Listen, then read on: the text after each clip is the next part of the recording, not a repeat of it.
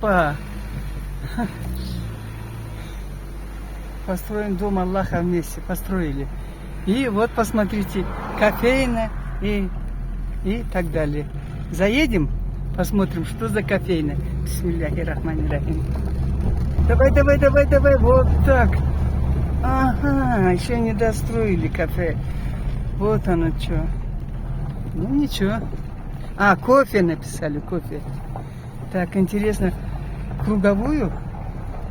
Посмотрите, какая мечеть. Самая высокая мечеть, не высокая, а на самой высоте построена мечеть. Вроде действующая, точно не знаю. Посмотрите, круговую можно проехать. Впервые солнышко светит, впервые еду. Ну, там вдалеке село Эль-Таркач. Если это мечеть, я вот думаю, для молодых, наверное, старикам как сюда прийти?